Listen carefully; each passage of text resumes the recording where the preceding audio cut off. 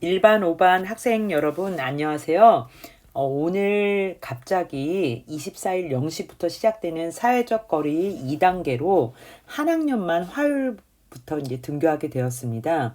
그래서 이번 주는 3학년이 그 원서를 쓰는 기간이에요. 그래서 3학년 선배들이 등교를 하고 우리 2학년은 12월 7일부터 쭉 12월 15일까지 우리 시험 칠 때까지 이렇게 등교를 하는 것으로 바뀌었습니다. 그래서 오늘 다른 1, 5반 제외하고 다른 반은 선생님이 대면 수업으로 이 온도와 열의 이동에 대해서 우리 책을 기준으로 해서 설명을 진행했는데요. 우리 1, 5반은 이제는 온라인 수업이기 때문에 선생님이 똑같은 PPT 내용을 가지고 화면을 녹화를 해서 온라인 수업으로 진행하도록 하겠습니다. 지금 우리 책 266페이지, 페이지 266페이지부터 하는 내용인데요. 선생님이 좀 짜집기를 했어요. EBS 강의를 우리가 먼저 들었다는 전제하에 선생님 설명을 비상교과서를 중심으로 해서 듣고 나서 이제 하면 어느 정도 온도와 열의 이동에 대해서 개념이 잡힐 것이라 생각됩니다. 자, 그러면 수업 시작하도록 하겠습니다. 첫 번째, 이번 강의는 온도와 열의 이동입니다. 우리 온도라는 개념 이제 알아볼 거고요. 열의 이동 방법에 대해서 알아보는 시간을 갖도록 하겠습니다. 자, 선생님이 학습 목표 부분인데요. 이 학습 목표를 다 지워봤어요. 그래서 이제 우리가 뭘 알아야 되냐. 이 단원에서는 자, 첫 번째 온도를 입자의 운동으로 설명할 수 있어야 돼요. 온도의 개념을 알면서 온도를 입자의 운동으로 설명할 수 있다. 그 다음에 두 번째, 열의 이동 방법과 열의 이동 방법은 세 가지가 있어요. 이 세 가지를 알아보고 그 다음에 이 세 가지의 특성들, 특성을 알아보는 시간을 갖도록 하겠습니다. 열의 이동 방법 알아보기 이렇게 두 개의 큰 테마를 가지고 진행을 하도록 하겠습니다. 우리 책 비상교과서를 중심으로 여러분들이 그림을 보면서 같이 보시면 됩니다. 자, 온도가 다른 물 입자의 운동 표현하기 이렇게 되어 있는데요. 책에 나와 있는 그대로예요. 자, 뜨거운 물과 찬물에서 어떻게 빨간색 잉크를 이렇게 떨어뜨려 봤어요. 그랬더니 뜨거운 물에서 잉크 퍼짐 여기 한번 보세요. 그 다음에 다음 그림 차가운 물, 찬물에서의 잉크 퍼짐 이렇게 보세요. 그러면 확연히 차이가 나요. 자, 따뜻한 물에서 잉크 퍼짐이 빨리 퍼지고 자, 차가운 물에서는 찬물에서는 뜨거운 물보다 잉크의 퍼지는 속도가 약간 더 느리죠. 그러면 이것을 어떻게 이제 설명을 할 것인가? 자, 여기에서 이제 그림으로서는 선생님이 이제 그림은 이제 좀 생략을 하겠습니다. 이 그림보다 이 내용 설명이 더 중요했기 때문에. 자, 뜨거운 물에서는 뭐가 이제 특징이 있냐면 잉크 입자가 빨리 퍼져요. 빨리 퍼진다. 자, 그 이유가 무엇일까요? 이 이유를 아는 게 더 중요해요. 이유가 무엇일까요? 자, 이유가 뭐라고 해야 될까요? 자, 핵심은 뜨거운 물에서 이거는 1학년 내용과 연결이 되는데 물 입자가 활발하게 운동하기 때문입니다. 자, 이 비교 대상은 찬물이에요. 지금 찬물에서의 잉크를 떨어뜨려 보고 뜨거운 물에서 잉크를 떨어뜨려 봤는데 뜨거운 물에서 잉크 퍼짐이 빨랐어요. 그렇다면 이 잉크가 뜨겁다는 게 아니라 뜨거운 물 자체가 어떻게 활발하게 운동을 하면서 잉크를 가지고 이동을 하는 거예요. 그래서 빨리 퍼지는 거죠. 이 부분이 이해가 가야 되는데 그래서 이 이렇게 잉크가 이렇게 빨리 퍼지는 이것을 이런 현상을 확산이라고 하는데요. 이 확산의 약간 이제 지저분할 수도 있지만 좋은 예시가 뭐냐면 우리가 있잖아요. 밥을 먹고 음식물을 먹기 때문에 뒤로 가스가 나오는 거 당연해요. 방귀가 나오는 게 당연해요. 근데 이 방귀 냄새가 한여름일 때와 한겨울일 때 비교를 하면 한여름일 때 냄새가 더 빨리 퍼지고 더 많이 나거든요. 잘 생각해 보세요. 공기의 입자가 운동이 한겨울보다 활발하면서 이 냄새, 방귀 냄새 입자를 가지고 이동을 하는 거예요. 그래서 냄새가 더 빨리 퍼집니다. 이거하고 비슷해요. 자, 잉크 입자가 빨리 퍼진다. 이유는 뜨거운 물에서 물 입자가 활발하게 운동하기 때문이다. 자, 이 내용과 비슷합니다. 그 다음에 찬물에서의 잉크가 퍼지는 걸 보면 자, 덜하죠. 뜨거운 물보다. 이유를 어떻게 표현할 수 있겠어요? 여기서는 자, 찬물에서 교과서에 그대로 메모를 해도 됩니다. 자, 찬물에서 물 입자는 둔하게 운동해요. 그 뜨거운 물보다 둔하게 운동을 합니다. 둔하게 운동하면서 잉크 입자를 더 천천히 퍼지게 하겠죠.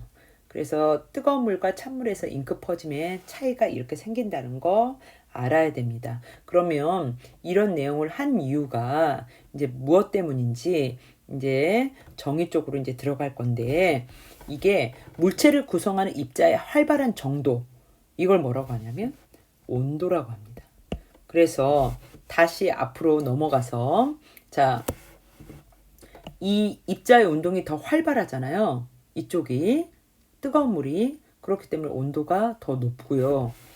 찬물은 입자의 운동이 더 둔합니다. 그래서 찬물은 온도가 낮습니다. 이렇게 표현할 수가 있어요. 그래서 온도는 물체를 구성하는 입자의 활발한 정도를 뜻합니다. 온도가 높을수록 입자의 운동이 활발하죠. 자, 근데 여기서 선생님이 이제 추가적으로 얘기할 것들이 있어요. 이 온도를 개념을 우리 조선시대나 이럴 때는 이런 온도 개념 없었어요. 자, 뭐 목욕을 할 테니 목욕물을 38도씨에 맞춰주세요. 이런 것들은 없었어요. 근데 왜 온도의 개념이 이렇게 나오게 됐느냐. 자, 우리가 어떤 감각적으로 어떤 물체가 따뜻하다, 뜨겁다 이렇게 메시지를 전달한다면 이것은 사람마다 차이가 커요. 만약에 선생님이 여러분들한테 차 한 잔을 그 잔을 예쁘게 그려야 될 텐데 자, 차 한 잔을 이렇게 이제 이제 대화를 하면서 이제 마시라고 했어요. 근데 선생님은 어떻게 하냐면 따뜻한 차 한 잔 먹어보렴 했어요. 그랬더니 자, 1번 친구가 어떻게 얘기했냐면 이렇게 할 수 있어요. 선생님 너무 뜨거워요. 뜨거워서 못 마시겠어요. 2번 친구는 선생님 뜨뜻미지근하고 따뜻하고 너무 마시기 좋아요. 이렇게 이제 표현하는 친구도 있을 수 있죠. 선생님 저는 따뜻하지가 않아요. 따뜻한 물 더 부어줘 주세요. 이렇게 표현할 수도 있어요. 지금 같은 차를 가지고 이렇게 표현이 다를 수가 있어요. 감각적으로 표현을 한다면. 그래서 이거는 정확한 정보 전달이 안 되죠. 그래서 정확한 정보 전달을 위해서 온도라는 개념을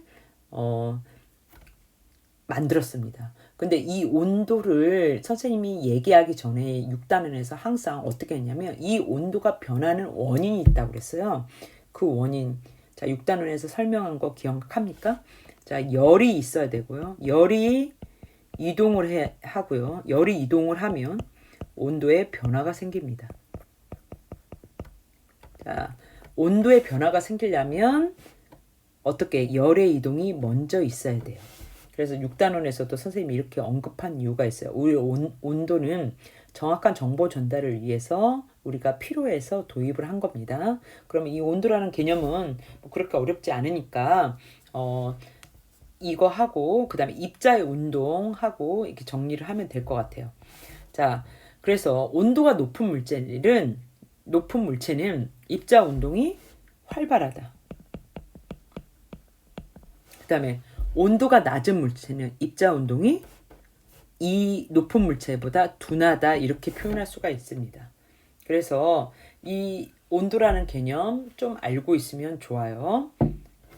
자, 그 다음 이 온도를 변화시키는 이제 원인이 있다고 그랬잖아요. 그 원인이 뭐냐면 열이에요. 근데 열의 이제 이동 방법에 대해서 알아보도록 하겠습니다. 열의 이동 방법은 지금까지 알려진 게 세 가지가 있어요. 자, 세 가지 짚고 넘어가도록 하겠습니다. 자, 첫 번째는 자, 우리가 고체, 액체, 기체, 물질의 세 가지 상태가 있잖아요. 그 중에 고체에서 대부분 일어나는 열의 전달 방법인데 물체를 구성하는 입자의 운동이 이웃한 입자에 차례로 전달되어 열이 이동하는 방법. 이게 뭐냐면 전도입니다. 자, 뭐 도를 아십니까?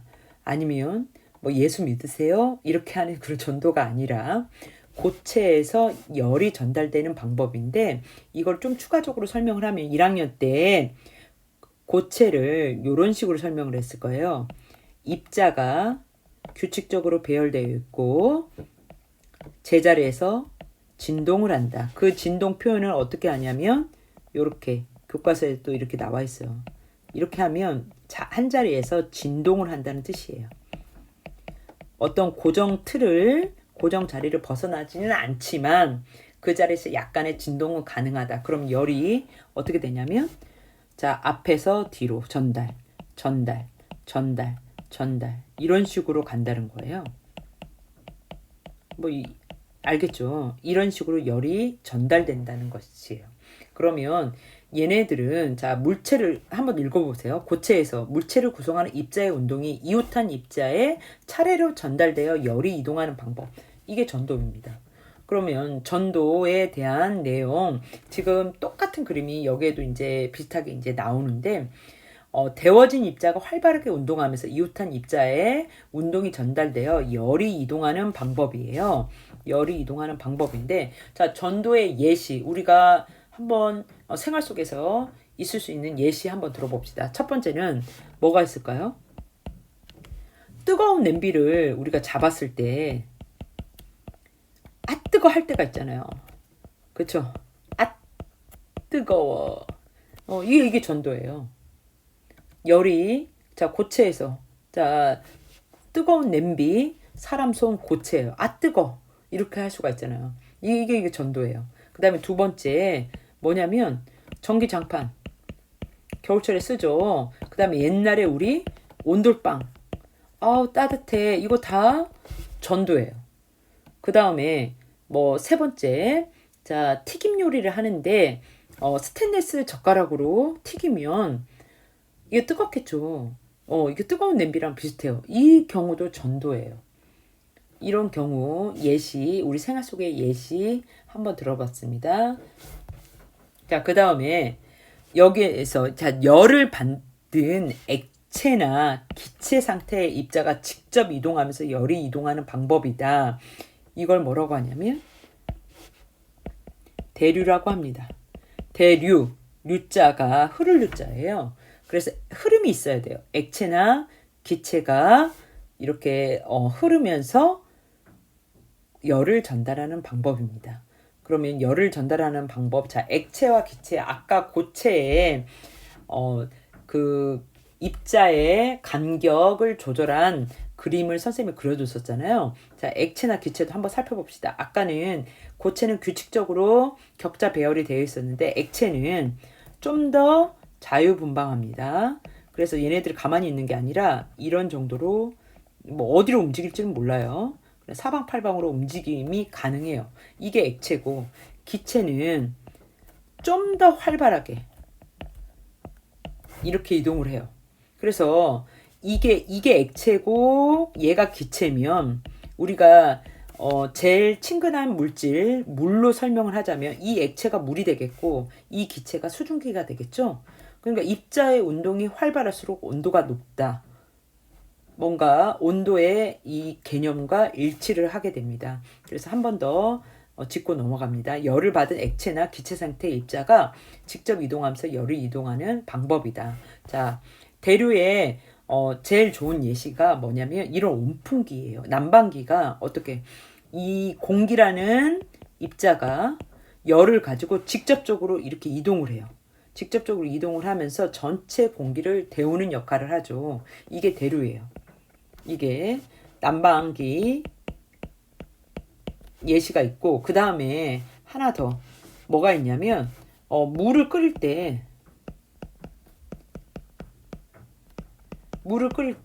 자, 데워진 물은 위로 올라가고 아직 데워지지 않은 차가운 물을 아래로 내놓으면서 전체적으로 순환이 일어나면서 열이 전달되는 방식, 이게 대류입니다. 자, 대류의 예시 다시 한번 보시기 바랍니다. 난방기, 그다음에 뭐 물을 끓일 때 이 물은 액체고 이 난방기는 공기가 흐르면서 열을 전달하니까 이제 기체에서 일어나는 일이죠.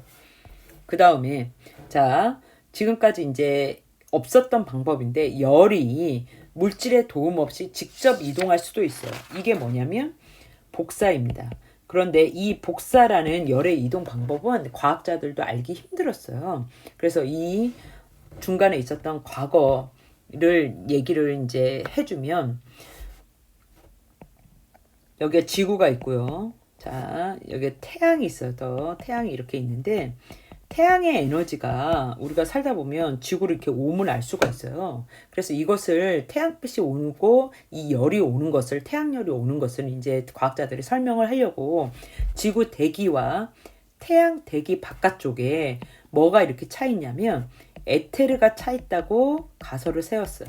자, 에테르는 마취제의 하나인데 어쨌든 에테르가 채워져 있기 때문에 대류라는 방법으로 태양열을 지구로 이동시킨다, 이렇게 이제 설명을 했는데, 알고 보니까 이 지구의 대기권 태양의 대기권 밖에는 아무것도 없는 진공 상태예요.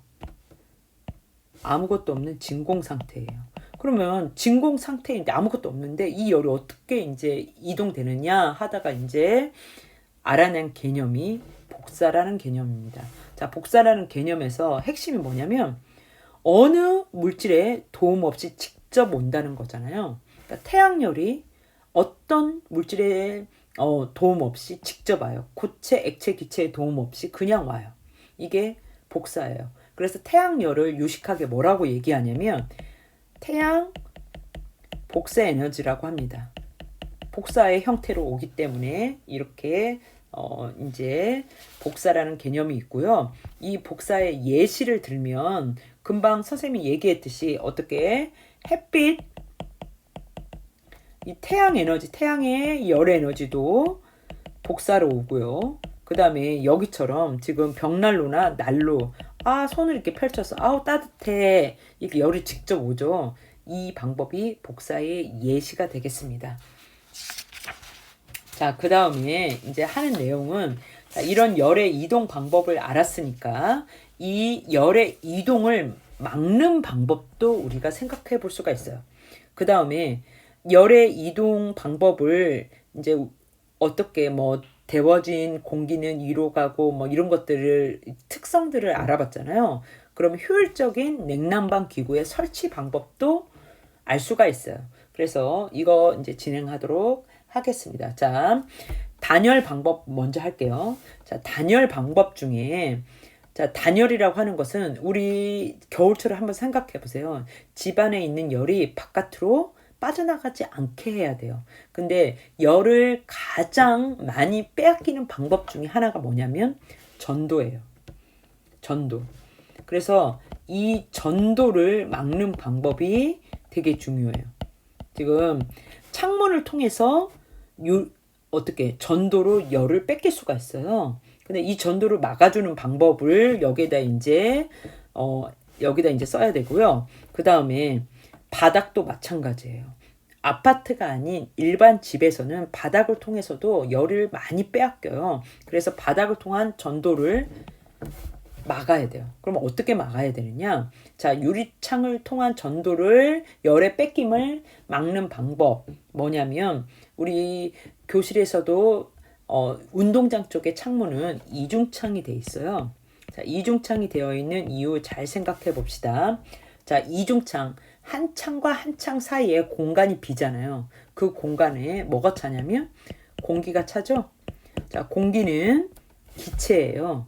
자, 기체는 대류는 잘 일어나지만 전도는 거의 안 일어나요. 그래서 전도로 열 뺏김을 막을 수가 있어요. 이런 공기층을 만들면. 그 다음에 바닥을 통한 전도로 열 뺏김을 우리가 막고자 할 때 쓰는 방법이 벽에도 마찬가지예요. 뭘 쓰냐면 뭘 쓰죠? 스티로폼을 써요. 스티로폼은 부피는 크고 손으로 눌러보면 꾹꾹 들어가잖아요. 공기층이 있다는 거예요. 그래서 얘도 마찬가지예요. 자, 공기층을 만들어주면 이 공기는 전도가 잘 안 일어나요. 대류는 일어나지만 그래서 전도로 열이 뺏기는 것을 막을 수가 있어요. 창문과 바닥에 이런 단열 방법으로 설치를 하게 됩니다. 자, 그 다음에 자, 열의 이제 이동 예시를 점검을 해봅시다.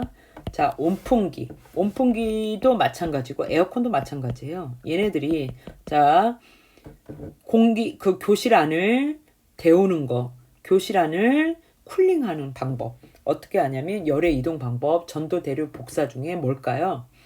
대류라는 방법을 이용하겠죠? 따뜻한 공기는 위로 가고 찬 공기는 아래로 가는 성질이에요. 자, 그 다음에 온돌. 지금은 뭐 온돌 거의 쓰지는 않지만 옛날에 뭐 따뜻한 아랫목은 뭐 어른들의 자리였잖아요. 그 온돌은 열의 이동 방법 중에 전도로 열을 이동시키는 방법이에요. 전도가 일어나는 바닥재를 사용해서 뭐 옛날에 온돌은 진짜 돌멩이를 사용했어요. 그래서 돌이 전도가 잘 되는 것 중에 하나예요. 그러면 이거는 뭐 알고 있으니까 넘어가고 이 온풍기와 에어컨을 한 번 더 우리가 여기서 좀 발전된 생각을 해보면 자, 따뜻한 공기는 위로 가고 찬 공기는 아래로 간다는 성질은 알고 있어요. 그러면 얘를 생각했을 때 어떻게 온풍기는 우리 교실에 설치를 한다. 온풍기는 교실에 위쪽에 설치해야 된다. 아래쪽에 설치해야 된다. 자, 데워진 공기가 위로 올라가는 성질이 있기 때문에 얘는 아래쪽에 설치를 하는 게 좋고요. 아래입니다. 그 다음에 에어컨은 자, 차가운 공기는 밑으로 내려오는 성질이 있어요. 그래서 위쪽에 설치하는 게 열적인 것에서는 효율적입니다. 근데 우리 학교에서 보면 온냉방기잖아요. 냉난방기잖아요. 두 개가 같이 있어요. 천장에 매단 이유 뭘까요? 난방기 따로 그 다음에 그 뭐죠? 에어컨 따로 이렇게 설치를 한다면 관리상에도 문제가 있지만 경제적으로 또 이제 2배, 3배의 이제 가격이 들어요. 그래서 이거는 이제 경제적인 효율상 냉난방기를 천장에 설치를 하지만 사실은 열 효율적으로는 온풍기는 아래에 설치를 하고 에어컨은 위쪽에 설치할수록 좋습니다. 자, 그 다음 여기까지는 이제 됐으리라 믿고 선생님 넘어갑니다. 그 다음 이제 이거 하나는 선생님이 생활 속에 있는 현상을 추가를 해봤는데요. 겨울에 엄청 추울 때 실내용 천막 또는 실내용 텐트가 유행입니다. 실내용 텐트를 이제 치고 나서 그 안에서 잠이 들어요. 잠을 자요. 그러면 얘를 왜 이렇게 치는 게 효율적인지 한번 생각을 해보세요. 왜 그럴까요? 실내용 천막 텐트를 치면 자, 이 텐트가 없다면 온 방을 다 데워야 하면 이 방이 데워지잖아요. 근데 천막이나 텐트는 방의 크기보다 방이 더 훨씬 크죠. 텐트의 크기보다 방의 크기가 훨씬 크죠. 그러니까 이 텐트를 치고 있으면 이 텐트만 데우면 되잖아요. 공간이 더 작죠. 그래서 작은 공간을 데우기에는 에너지 효율상 효율이 더 높죠. 그래서 텐트를 치고 자면 더 에너지 효율에 좋습니다. 그래서 여기까지 이제 온도와 열의 이동은 여기까지 이제 수업을 하고 다음 시간에 열 평형에 대해서 또 기말고사에 대한 내용 플러스에서 설명을 진행하도록 하겠습니다. 자, 1차 시 수업 마칩니다. 수고하셨습니다.